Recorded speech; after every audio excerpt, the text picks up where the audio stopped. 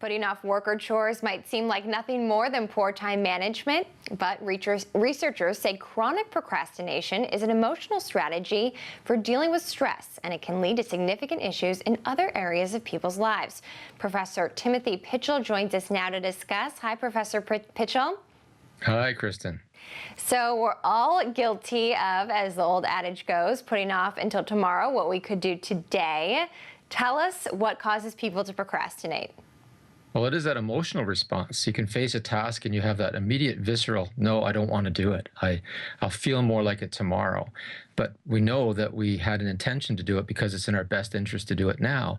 So really it is that emotion-focused coping response of avoidance. And you have to get past that.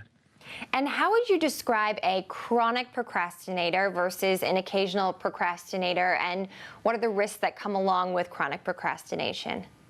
Well, it's truly the frequency. So if you establish that avoidance habit, then you become a chronic procrastinator. So if avoidance is your go-to coping strategy for your emotions, then you're going to be a chronic procrastinator, and that comes with lots of costs, including costs to health, so that we do fewer wellness behaviors, we do longer treatment delay, and of course, there's the stress that comes with it. As someone who's been doing this research for 20 years, I get emails from people from all over the world. I got one from a woman from Italy just this morning, and she describes the real suffering she's going through in terms of using avoidance as her coping strategy. So let's go through some of the ways that what people can do to overcome procrastination. You say just get started is one.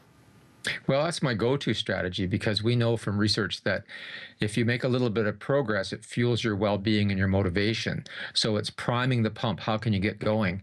I don't really like writing letters of reference because they're very high stakes for the person. I have to do some careful research. I need to be balanced in my approach. So when I face them, I think, oh, I don't want to do that. But I say to myself, if I was going to do that, even though I don't feel like it, what would be the first thing I'd have to do? Well, I'd have to open up a blank piece of letterhead. Oh, I could do that. And then I say, okay, if I was going to write this letter, what would be the next thing I'd have to do? I'd have to put the address in the top part of it. And you can see where this is going. I just break it down to these tiny little steps that I know I can do. I don't think about writing the whole letter. In fact, I say to myself, I'm not going to, but I get started. And once I get started, it changes my whole perception of the task and myself. So just getting started is a big mantra for me. Okay, just getting started, and then it sounds like, as you alluded to, breaking maybe some long-term goals into sub-goals, right? Well, definitely, because if we think of things concretely, research shows us they belong to the present. They have a sense of urgency to them. If we think about it as a big thing, oh, it belongs to the future. So make it concrete and make it your next actionable step. Break it down. And can you explain what micro costs are? Well, so much of the time we put all of the emphasis on the individual's willpower, but the environment is so important. The environment can afford us things that help us, or it can get in the way.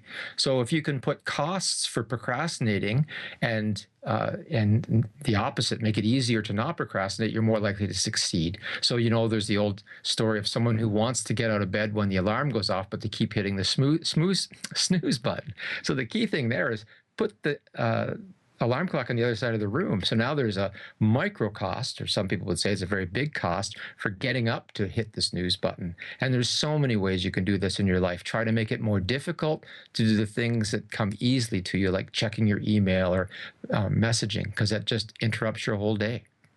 And finally, what about rewarding ourselves? Should we be doing that at all?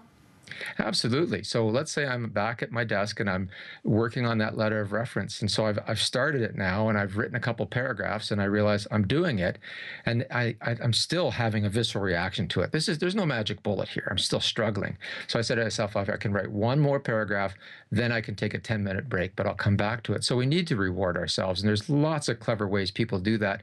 I know of one podcast listener that actually set up a jar full of rewards. And so not only would she reward herself, but there'd be a random nature to it. Everything from have a chocolate bar to buy a big screen TV. So anything could be in that jar. So yes, rewards can be very important. Okay. Thanks for joining us, Tim.